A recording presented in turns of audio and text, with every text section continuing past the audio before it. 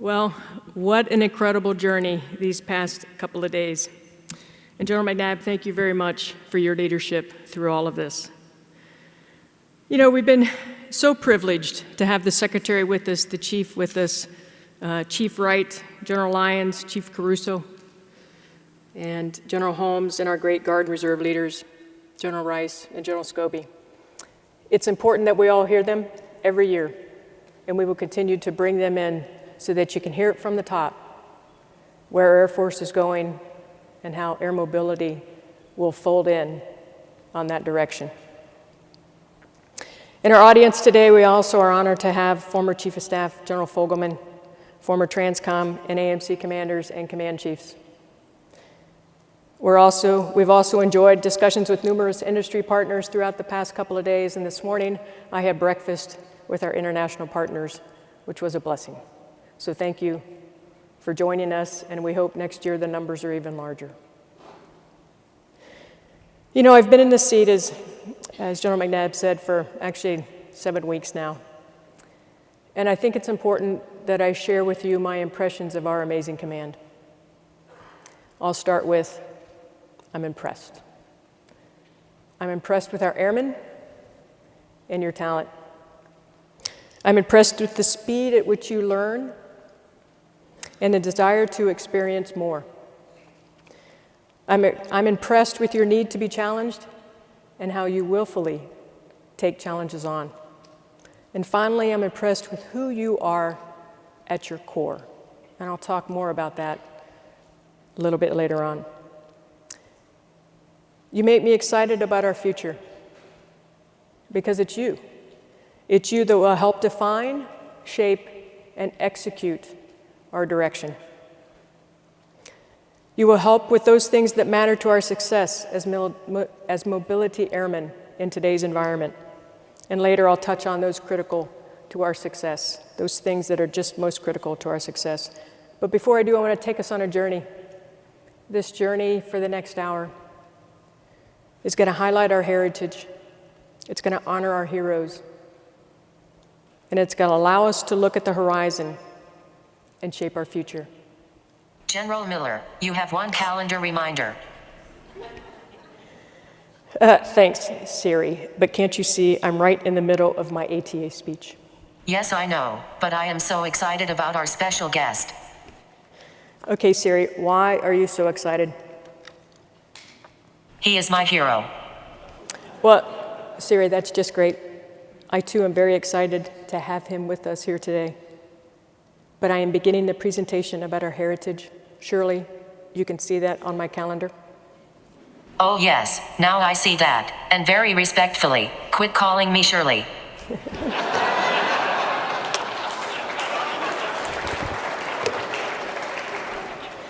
Okay, ATA is a very special gathering.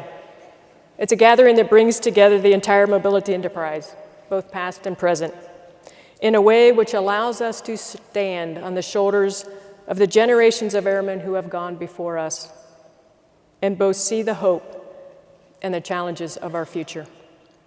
AMC's heritage is rich with poignant examples of overcoming obstacles and cherishing victory in the face of extreme adversity. Let me share a video created by PACE and our incredible public affairs team. This video captures the perseverance, the courage, and the selfless determination that have been handed down to us and that we emulate from our core.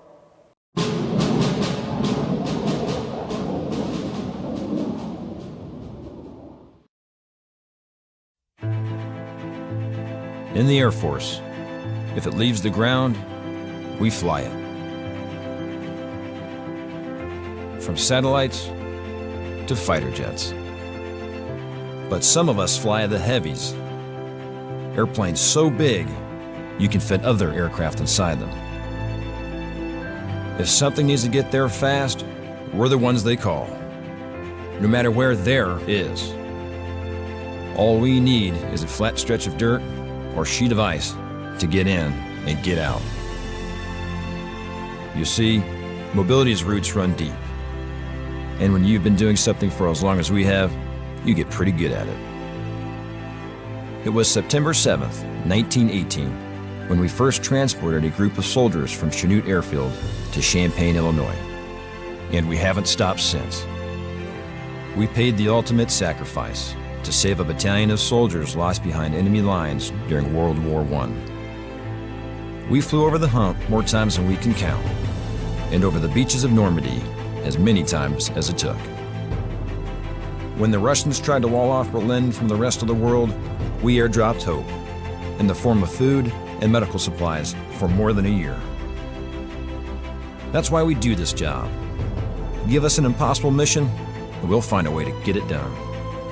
When our fighters need to travel halfway around the world, our tankers serve as gas stations in the sky. We can turn a C-17 into a mobile hospital at a moment's notice when a life depends on it. And it always does. Sure, the hours are long, and we're away from our families more than we'd like. But if that's what it takes to get another service member home to their family, then sign us up. There's not a corner of this globe that is out of our reach, or any passenger we're not prepared to carry there. We show up to work every day, ready to move the right stuff to the right place at the right time. Some days, that means delivering food and other life-saving supplies to hurricane victims. Other days, it means bringing home our nation's most treasured cargo, which we do with honor and dignity. When our tails land in a different country that has experienced tragedy, they know help has arrived. We will transport the most powerful weapons known to man and take the fight to the enemy when we need to. We serve our brothers and sisters in arms and know they've come to rely on us. We take pride in that. We're Air Mobility Command. All we need is a plane, and we'll move anything you got, anywhere you need it. Aim high, Airmen.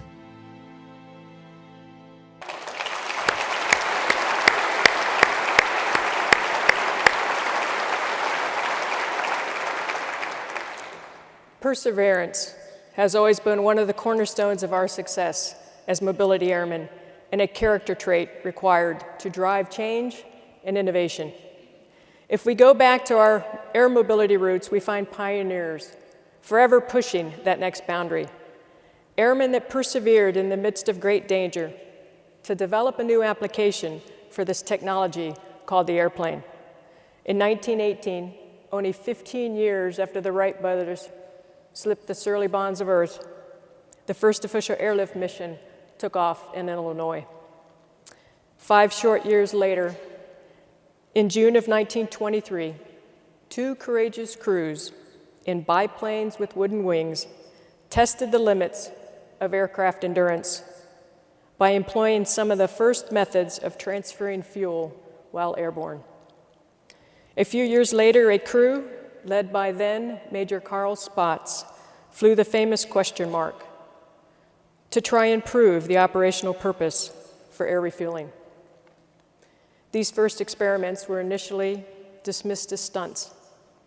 It wasn't until more than 20 years later, in the waning days of World War II, the British and American governments realized the value of extending the range of bombers to allow strikes on Japan. This year marks 95 years since that first air refueling took place over North Island in San Diego. You know, 95 years later, it is still very common to have great ideas met with a no. Even world-changing ideas like air refueling got a no. Jeff Bezos, genius behind Amazon, talks about how he would not let the string of no's get in the way of seeking the yes. He said you could have 100 no's, but it only takes one yes. So to all my innovators out there, don't take no for an answer. 2 decades after his famous flight in the question mark, Carl Spaatz became the first Chief of Staff of our United States Air Force. He received a report from SAC on the importance of air refueling in extending the range of bombers. After reading the report, he made air refueling his #1 acquisition priority and changed forever the importance of air to enable global reach and global power. Perseverance is one of our cornerstones to success. In the late 1930s, a dark cloud returned to the quiet fields over Europe, while a red dawn rose over the Pacific. Our leaders of that time were faced with the realization that they may soon be swept up in the middle of a war with two fronts, one in Europe and one in the Pacific. On December 7, 1941, America was swept up in that war. And by June of 1944, during Operation Overlord, the invasion of Normandy, the Army Air Corps launched a 1,200 airplane and glider assault at night in serial formations of 36 to 45 airplanes. Their mission? To deliver 3 airborne divisions behind enemy lines that would interdict supply lines and cut off German reinforcements for the main assault on the beaches of France. These were critical missions to the overall success of Operation Overlord. As the C-47s, loaded with airborne paratroopers, approached the coast at 500 feet above the water, they encountered bad weather and enemy anti-aircraft fire. The stories of bravery and courage from flying unarmed and undefended C-47s across the German flanks are countless. Everyone on those airplanes knew the stakes. The world depended on the success of that operation, and victory rode into war on the backs of air mobility. One of those stories of bravery is about Second Lieutenant Marvin Muir and his crew. Lieutenant Muir's C-47 was mortally hit by ground fire just 2 miles short of their drop zone in France. Muir fought the controls of his burning aircraft, holding it steady so that he could evacuate the paratroopers out the back. After all 18 paratroopers exited the plane, he disregarded the flames engulfing him. He continued to fight the controls in an effort to land the plane and save the lives of the trapped aircrew members on board. Under the most harrowing conditions, Lieutenant Muir achieved his objective, and in doing so, traded his life for the lives of 18 paratroopers. The paratroopers were from the famous 101st Airborne Division.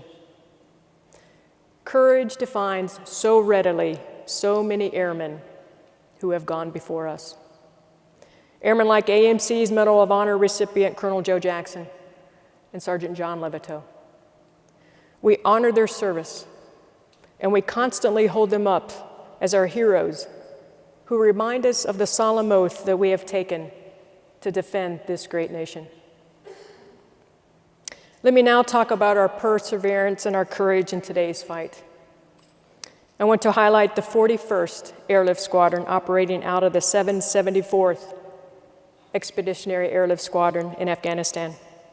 The crews from the 41st supported the insertion of a Security Forces Assistant Brigade after the ground lines of communication were cut off by the threat. Airdrop became the primary method for resupplying the forward operating base. The planners, the riggers, the pilots, the loadmasters from the 41st deployed a plan with their Air Force Reserve counterparts in the 746 EAS to fly formation airdrops. They delivered 118 bundles of food, supplies, and rations to the FOB until a new G-lock could be opened. Amazing airmen doing amazing things. Another group of modern-day mobility heroes comes out of the 32nd Air Refueling Squadron, flying the KC-10, call sign Gold 55. Gold 55's mission started as a coronet, dragging F-18s to CENTCOM. However, after their first leg, they were diverted and chopped to USAFE to support coalition strikes against Syria for a recent chemical weapons attack against the people of Duma. With treacherous weather and uncertain surface-to-air threats impacting their next departure, the crew pushed. They pushed to get airborne as the entire strike package was contingent upon their successful launch. Knowing they were entering an operationally contested environment, the crew took the proper precautions to avoid GPS jamming, which began a few minutes after their arrival in the working area. After their first air refueling, Airborne C-2 directed them to perform an evasive scram maneuver in response to an emerging airborne threat. The crew used their training to evade the threat before being given the all clear, and they returned as quickly as possible to the working area. After extending the operation by 2 hours to support unplanned contingency operations, the crew finally returned to base. Once again, amazing airmen doing amazing things. Air Mobility Command is called upon to deliver combat effects, but we're also called upon to deliver hope in the darkest of hours and in the wake of immense tragedy. The world recognizes the American flag on the tail of our airplanes as a symbol of hope and of rescue. In those moments, we are reminded that heroes aren't just made on the battlefield. They are made whenever someone puts the welfare of others before themselves. AMC operates across the spectrum of mobility operations every day. And we operate across the wingspan, from strength on one end to hope on the other. At your doorstep in the dead of night, or by your side in your darkest hour, Air Mobility Command will be there. To the adversaries of freedom, AMC carries its defenders. Armed to the teeth, we connect bombers to targets and drag fighters across impassable oceans. And we do it all at the speed of war. We are no regional air force. Enemies beware. The arrow of American resolve stretched on AMC wings can reach any point on the planet Earth in a day. To the partners of America and innocents in need, AMC delivers the food, water, and tools to rebuild lives in the face of crisis. We carry power and light to shores left dark by disaster. The wings of AMC give reach to hands that heal, reaching to our partners in need when struck by volcanoes, hurricanes, earthquakes. When we hear your call, we move out at the speed of need. We bring home freed captives and bring home those who've made the ultimate sacrifice. From fueling the fight to raining down warriors. From medevac for wounded heroes to building airfields where no plane has landed before. And supporting the mission every single day. From gray tails to blue and whites, our reach is global. And our wingspan extends from the wingtip of strength to the wingtip of hope. We are Air Mobility Command.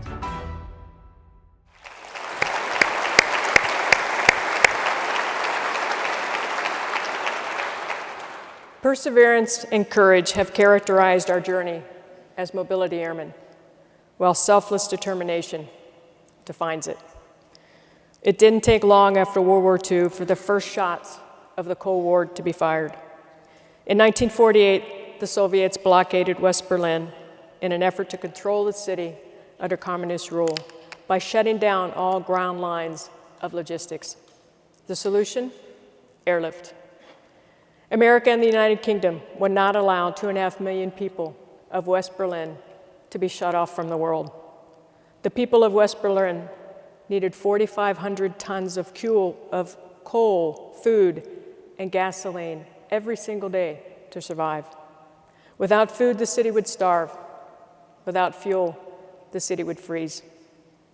Under the leadership of General William Tunner, and with the fleet of C-47s and C-54s, airlift broke the blockade. One of air mobility's most famous heroes was born from this mission because of his love for people. Colonel Gail Halverson. He delivered hope under tiny parachutes wrapped in silver foil. And decades later, Berliners remember the impact of the candy bomber and the hope that it brought to a cold and starving city. The humanity demonstrated by one airman in the midst of disaster can have lasting effects on an entire generation of people. Air Mobility Command enables our joint force to be decisive in battle and to deliver hard power. Or as Chief Williams would say, come to your house and break your stuff.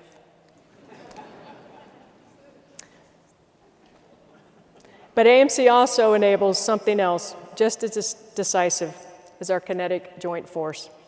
On the other end of the wingspan, AMC delivers America's unrelenting soft power and changes lives for generations by carrying our nation's humble generosity to those in need.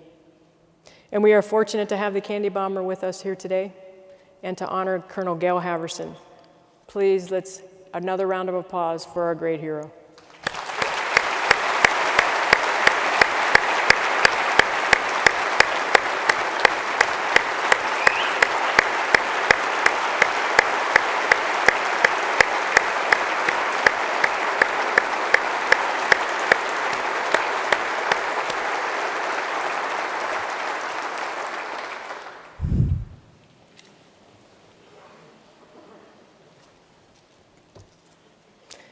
Today's AMC Airmen continue to emulate the selfless determination of our heroes like Gail.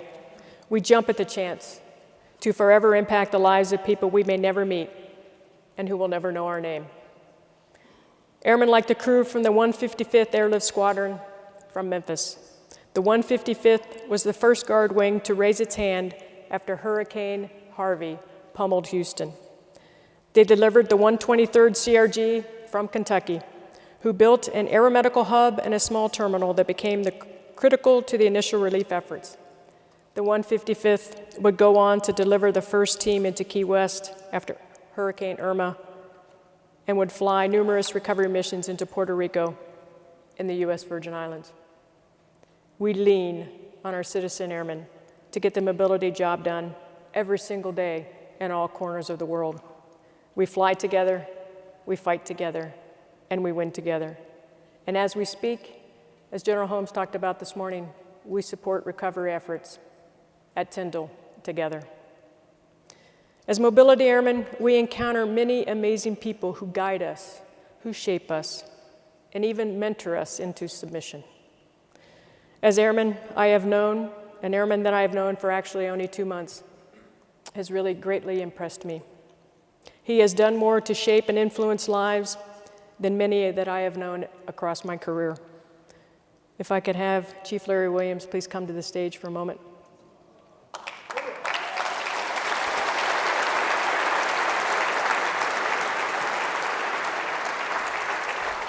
Come here, sir. All right, so there's a story behind this, and he can tell you later because he says let's not do it here. But a mug, Chief, Air Mobility Command, symbol on one side. And for those who know the chief, it says DD on the other side. Many of you know what DD means. Chief, thank you. It's been a blessing to have us work together for just such a short time. This is your family. I know it's going to be very difficult to say goodbye, but I just wanted to provide you an opportunity to see them one last time and give you this small gift. And if you would like just to say a few words. Thank you, ma'am. It's all yours.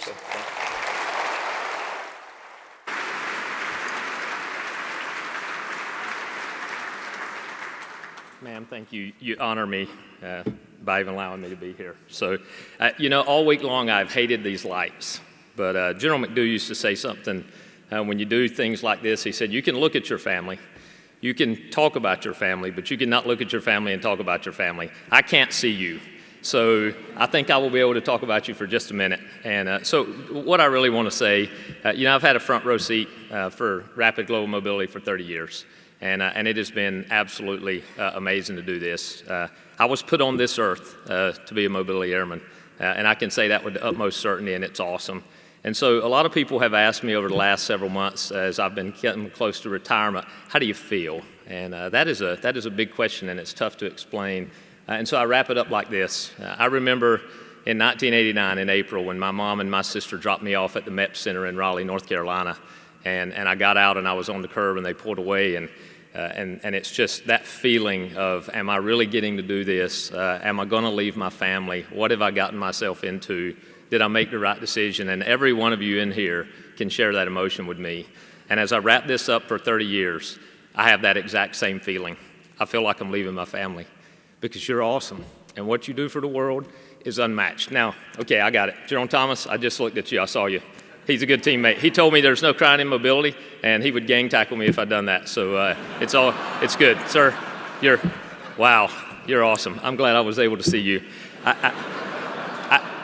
I just want to tell you all how proud I am of you. I could not be more honored to be a part of this team and be your command chief in Air Mobility Command. You all are awesome. You're my family, and I love you dearly. Thank you very much. Ma'am, thank you.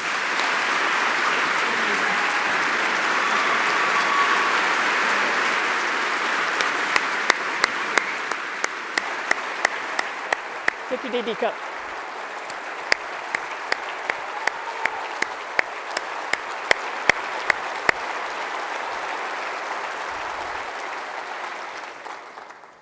Chief, you're awesome. And Chief, just as you head off into the future with your family, AMC walks from our heritage towards our horizon. There's no question that we fully grasp the concept that our world is ever changing, just as a character war is rapidly changing. The airmen that set the path before rose to the challenges of their times, and now it's certainly our turn. Our national defense strategy clearly defines our path. We are in a time of great power competition, and we must be ready to compete, to deter, and to win. I have set the priorities for our command, and that aligns with the national defense strategy and our Air Force priorities. Number one priority, readiness. Our mission success absolutely depends on it. Sustaining an effective nuclear response. Our chief says every military operation on the globe is underwritten by the nuclear deterrent. Mobility operations in a contested environment. We must prepare for a new normal. Developing the force. Our airmen are our greatest resource, period. Motivation. How about modernization? Motivation too. Motivation to modernize. That's what it is. We will make smart decisions that address the threat. Lastly, innovation, making the difference for our future. And innovation is the engine of change. So let's see how AMC is planning to outsmart, outpace, and outmaneuver future threats. New details emerge about North Korea's missile launch. We live in a complex world today, Russia and China are conducting the largest military exercise since the Cold War. with threats to our security that weren't there even a few years ago. Great power competitors are re-emerging in that world, and some of them mean us harm. They seek to outsmart, outpace, and outmaneuver us in every operational domain. They study us, looking to exploit any weakness, with no regard for international rules. They are eager to win at our expense, and they don't let old ways of doing things get in their way. How will we stand in their path between our freedom and those who seek to take it? We must think differently. We must get faster, stronger. We must innovate. Look at what you have in your hands. Think, dream, and transform it. We rely on you to think and live in that uncertain zone outside of the box. You are the ones who make it happen. Instead of waiting for something to happen, you are here to do something, not to wait for something to do. You see the future of air mobility, where global reach extends to every domain. The place's freedom must be defended, evolve, and we must evolve in order to fight and win there, leaving no opportunity for our enemies to prevail. You rise to the challenge through innovation that defeats dilemmas, creativity that overcomes inefficiency, drive to win, to inspire, a willingness to take calculated risks. And if we fail, we fall forward in the direction of victory. You got us this far, and you'll take us higher. Excuse me, General Miller. Now is it time?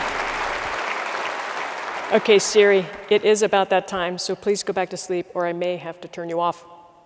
Surely you don't mean that? Yes, I do, and quit calling me Shirley. Ha ha. All right, so earlier we had the Spark Tank competition to recognize some of AMC's finest innovators, and it was absolutely fantastic. There were 10 submissions. We reviewed 4 of them, and we will bring those results to you here very soon. We will actually, here in a couple minutes, recognize the competition finalists, and we'll select one to go on to the Air Force level to compete.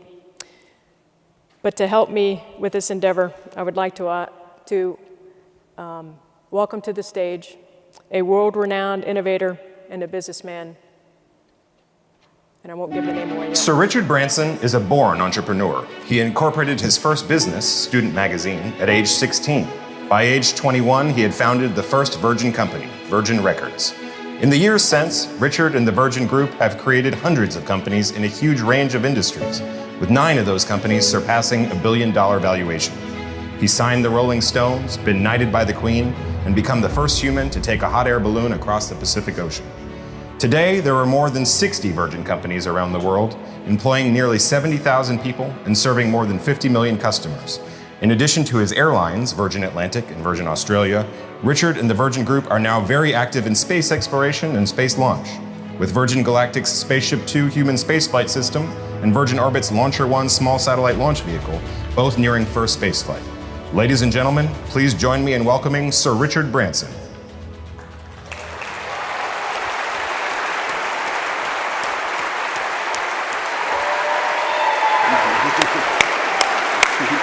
It is so awesome to have you here, sir. It is so awesome.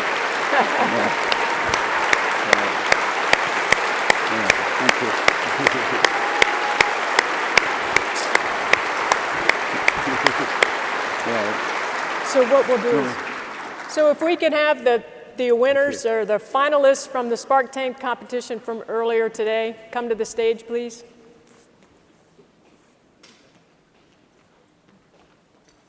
Well done. Thank you. Pleasure. Well done. Congrats. Congratulations. Congratulations. Right. Nice day. Congratulations. Congratulations. And if we could have the runner-up envelope, please. So Richard, if you'd announce. Okay. So the runner-up of the Air Mobility Command Phoenix Spark Tank is Technical Sergeant Sean Roberge, KC-135, nose landing gear door. Lot really high. Well done.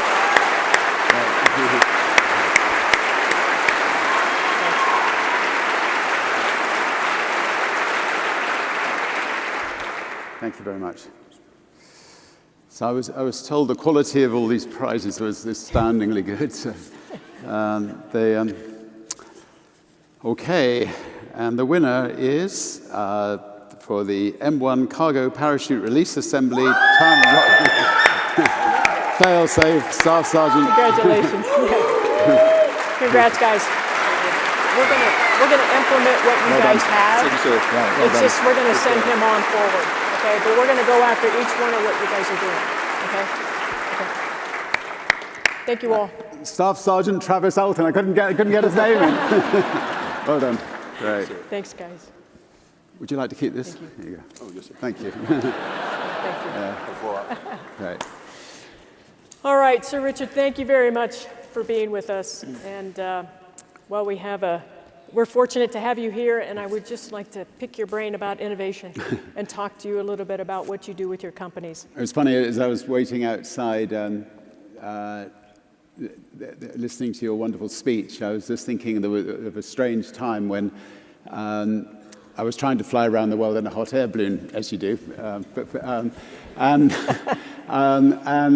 as we were coming past Iraq, it was the very day that war broke out, and your Air Force was passing my balloon, wishing me good luck, and I was wishing them good luck. And I think it was just a surreal moment, thinking, they're going, yeah. Anyway, they're going to Baghdad. I was hoping my balloon was not going to Baghdad at that time. But fortunately, we carried on anyway. Yeah.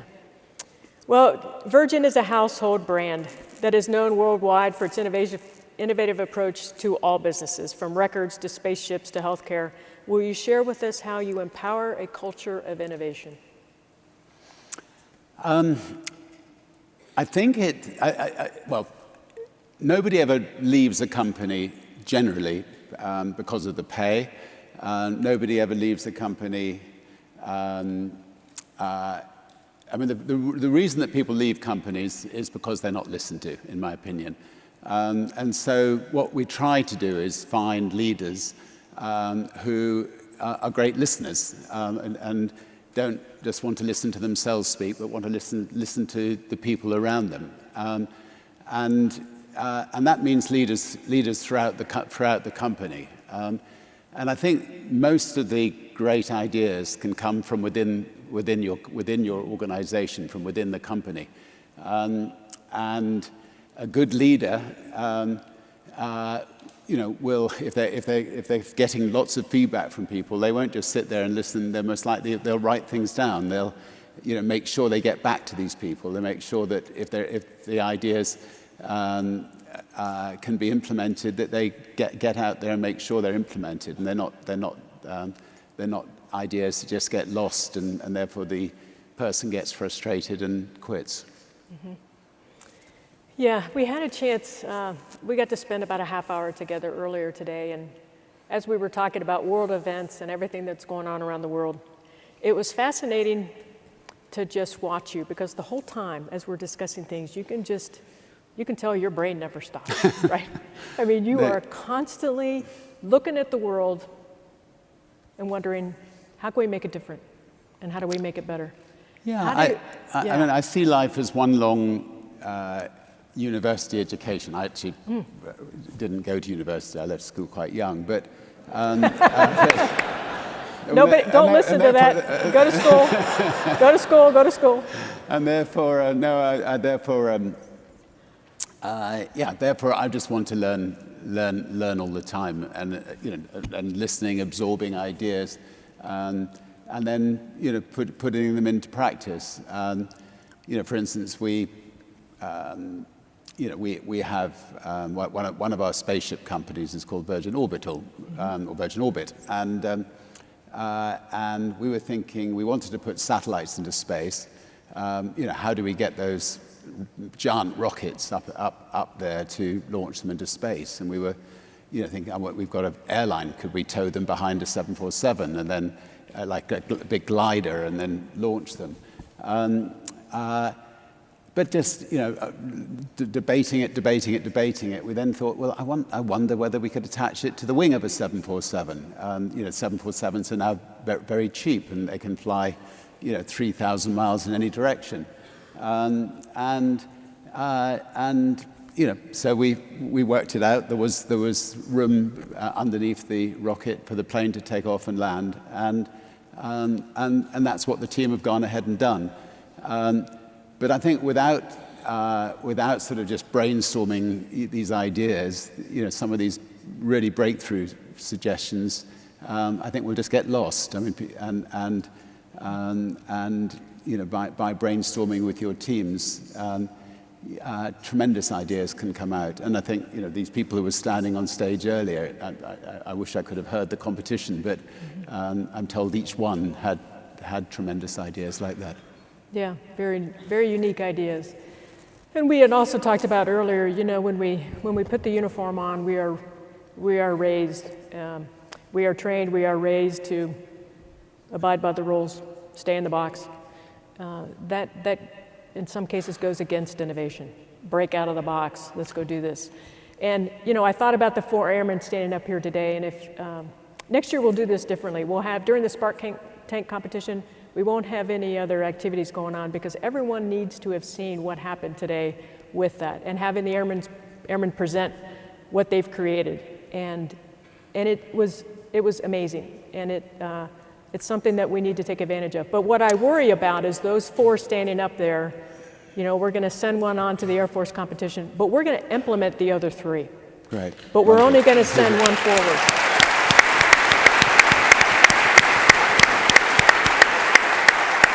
You know, so I worry about getting the stories out there. So that's what we've got to do. We've got airmen every day giving it their best, breaking out of the box, taking us forward. It's how do we make sure they don't get discouraged with that as we say, well, great idea, airmen, but we don't have any money. You know, we are limited by money. So that's what we have. It's expectation management on our part as leaders to say, keep doing it. Understand the constraints we have, and we'll work through those and try to power forward and get those ideas out there. But we will go after all 4 of those. We just have to, there are some price points in there that we have to work. But the ideas are perfect. It's just how do we get after a better price point, so.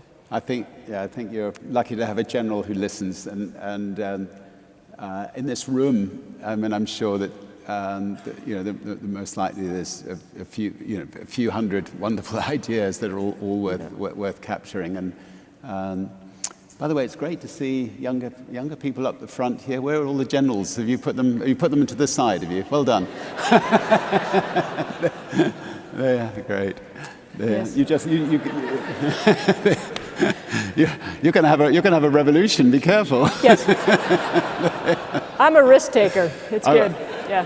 I was in about 5 years ago. I was in Saudi Arabia, and I was doing a speech on this stage in Jeddah. And just before I went on stage, somebody said, "You won't see any women in the audience. There will only be men, and all the women have been put in a cage right at the back of the hall." And so I went on stage, and I'm sometimes a bit naughty. So I said,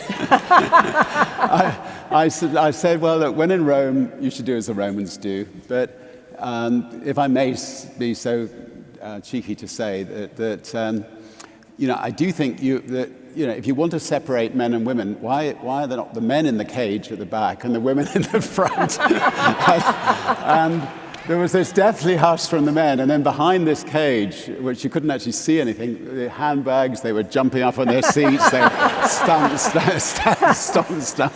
stomping the floor. And so I think I might have won the women's vote that day. You know, talking about people, the Air Force is a master at leveraging diversity and looking across the skill set and just looking at the skill set and moving people forward. And we've always been great at that. How do you work human capital within your companies? How do you get the best quality out there and keep them? How do you do that? First of all, I mean, it's fantastic, to see a woman running the Air Force here. I mean, anyway,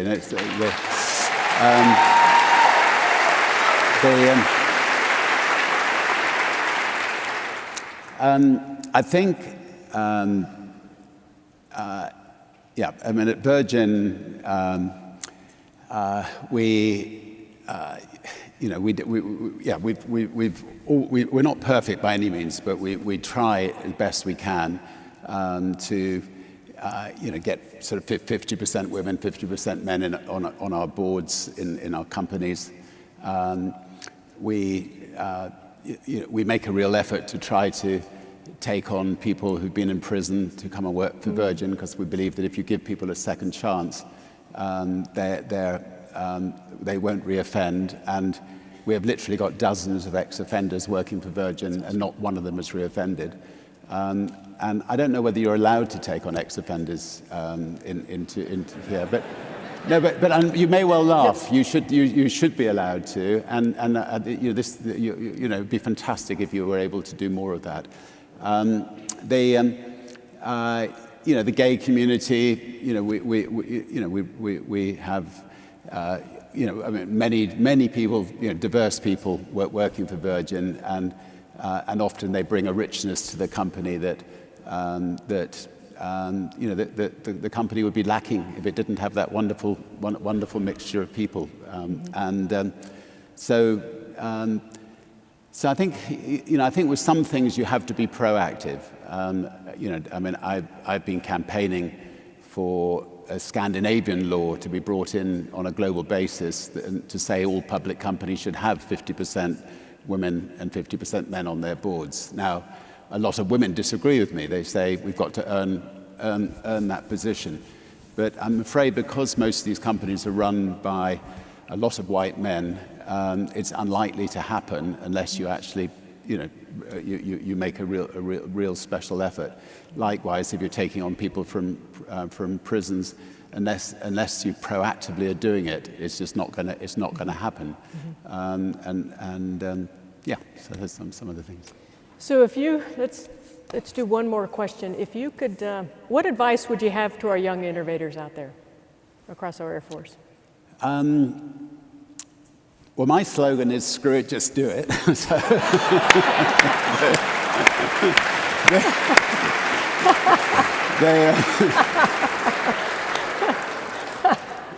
and I'll rest my case.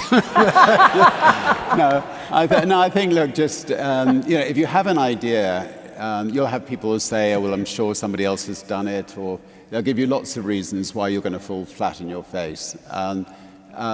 You know, but as I say, just try it, and it may succeed.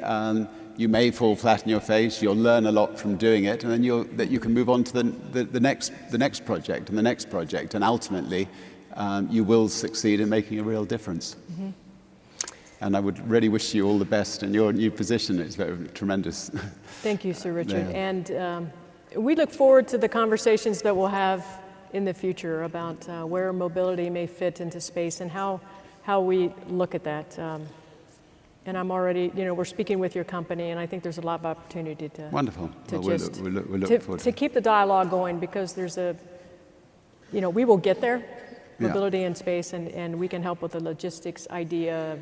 We're very good at logistics, so there's a lot of fertile ground there, and we'll continue to have those conversations. We've certainly got a lot to learn from you, and we'll try to, if we can teach anything back, we'll be happy to do it. Yeah, but that anyway, would be thank awesome. you. Yeah. Well, Sir Richard, thank you very much for joining Great. us. It has been absolutely tremendous. Thank you. Yeah, thank you. Yeah, it's a pleasure, sir. Right. Thank you. Yeah, thank you. Thank you. Yeah.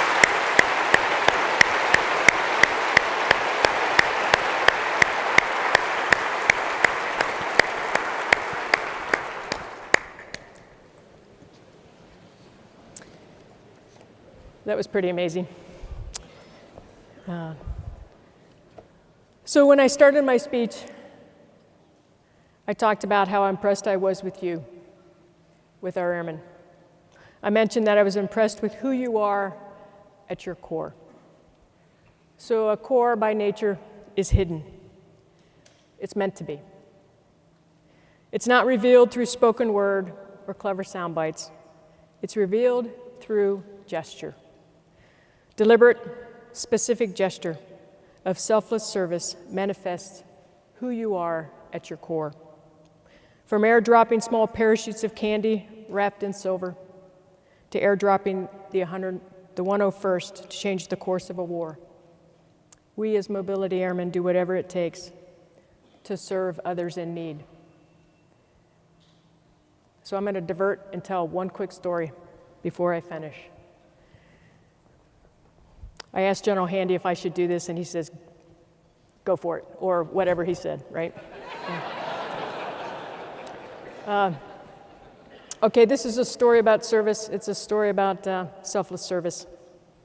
And it starts with a man named Just Dave. So Just Dave is someone I work with in the Air Force. And he and I had talked one afternoon about, so what do you do in your free time? And I said, well, I go serve with some sisters in Northeast DC, and I explained what that was, and we serve the poorest of the poor, and on Saturday nights we go out to the homeless on the street, and every once in a while we'll convince one of them to come back to the convent with us, and they will live there the rest of their life. But usually, on Saturday nights, we go sit beside the same people, and we talk with them and feed them and care for them and love them, and we can't convince them to come with us. But the ones that do, we now have 40 men and 12 women living in the convent with 20 sisters.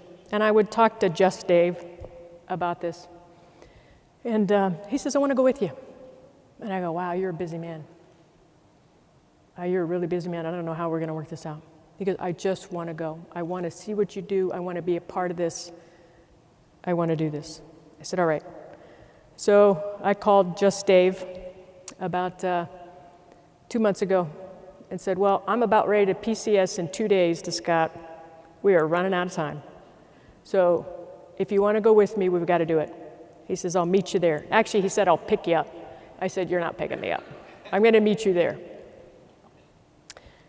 So if you haven't figured this out, Just Dave is our Chief of Staff of the United States Air Force, David Goldfein. And he says, I want to go with you. And that's when he said, I'm picking you up. I said, you're not picking me up. If the neighborhood says you picking me up on a Sunday morning, you're not picking me up. But they may think we're going golfing, I don't know. I said, it just looks bad when the Chief of Staff picks you up at your house. So we met at the convent, and we walked in, and I said, Chief, and he says, Just Dave. And I go, all right, Chief. He says, no, it's Just Dave. And I go, okay, Just Dave, let's go in. So Just Dave and I went in, and we went upstairs and we went to the chapel, and outside the chapel was a line of sandals, all different sizes, most of them real tiny. And the sisters kick off their sandals before going into the chapel, because humility is what they live. And barefoot is humility. And he goes, should I take my shoes off? I said, well, we can if we want, but let's just leave them on today. Let's go on in. So we went to Mass, and he says, what's next? He's wanting to get to work. And I don't think he understands what the work is. And I said, let's go eat first. So we go downstairs to the kitchen. There's nothing you plug in the wall in that kitchen. If any of you have ever worked with Mother Teresa's sisters, it's the poorest of the poor. So in order to serve the poorest of the poor, you have to live as the poorest of the poor. So on Thanksgiving, when we're doing, meals for 500, you put the potato thing on the floor, and you've got it. We've added a big pole to the masher so you can stand up instead of bend over, and you do everything manually. So we go in and we have a simple breakfast, toast and a banana and a little bit of tea. And he goes, now what's next? I said, okay, we go to work now. So we go upstairs, we meet the Mother Superior, and she says, you're the man that runs the Air Force for the whole United States? He says, yes, I am. And he says, I'm Just Dave, right? So she's floored that she's standing in front of this man. And she comes out from around the corner, and she says, Dave, here's your apron. It's a bright yellow apron. So he looks at it, and I said, well, we got to put these on. So we put these bright yellow aprons on around our neck, tied around our waist, and he says, what next? We're going to sweep the floor. You take the broom, I'll take the mop. We'll do some work. So we worked for about a half hour. He's like, what's next? Let's go meet the guys. So Sir Branson talked about the people that have been in prison. I took him to meet someone named Robert, and I met Robert 3 years ago, 30 days after he got released from 40 years in prison. And the sisters took him in. And if you would meet Robert now, you would say the man is a walking saint. He carries a rosary every day. He goes to Mass at least twice a day. And he works as hard as he can throughout the day. So change can happen if you just give him hope, which is what we do. So next thing I know, one of my best friends comes in and he says, Dave, you want to help me shave the men? He goes, sure, never done that before. Let's go do that. And I'm thinking, what else are they going to ask him to do? I'm almost like, leave him alone. Let's just go get a cup of coffee and let's call this a day. He's into it. Next thing I know, they walk in the men's restroom and there's chairs in front of the sinks, and I'm in the hallway and I'm just peeking in because I thought I don't want him to see me. And I'm just peeking in, and he is leaning down to Paul, and he's putting cream on Paul's face, and he's dipping the razor in the sink, and he's shaving Paul, and he's talking to him. And Paul has had a stroke and can't talk, but he's talking to him, and he's so gentle with him. And after he's done, he wipes his face off and straightens up his hair, and I'm just thinking to myself, and I'm just standing there watching him. And the two sisters come up, and they said, "What are you looking at?" And I go, "I'm looking at just Dave. That's just Dave." I said, "Do you know what that man does?" And they go, "No, what does he do?" "He works with you, doesn't he?" I go, "Oh yeah, he works with me." He works with me. I said, "That man runs the United States Air Force, the most powerful Air Force on the planet. And he's in there shaving Paul and taking care of Paul and loving every minute of it. His heart is built for that. He's a servant leader." And I said, "So get in there and tell him what a great job he's got a horrendous job. He gets beat up every day in Washington, D.C. And I said, "You get in there and love him." I go, "You go tell him what a great job he's doing, what a humble servant he is. Someone's got to pump him up. Today it's us. We're going to pump this man up." So they go in there, and he doesn't know. I'm just standing in the hallway, and they're going, "Dave, Marianne told us what you do." And so they're, and he's like, shook. And we raised him up. We filled him up, which is why I go there.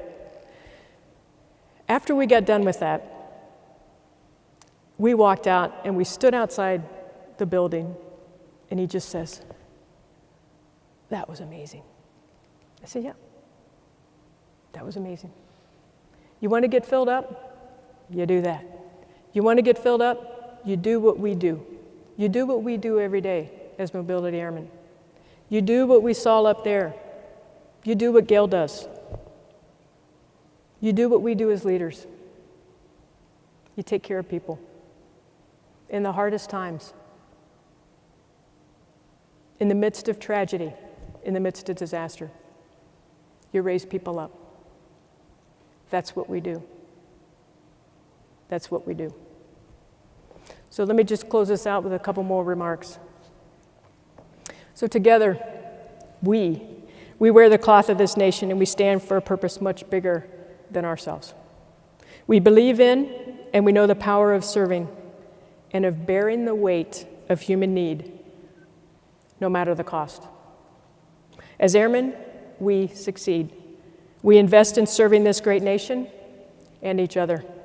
We lead from the front. We kneel by those in need. We share in the work of our teammates. We respect their lives, and we honor their contributions. As airmen, we are never alone. We are America's airmen. God bless all of you, and God bless this great nation.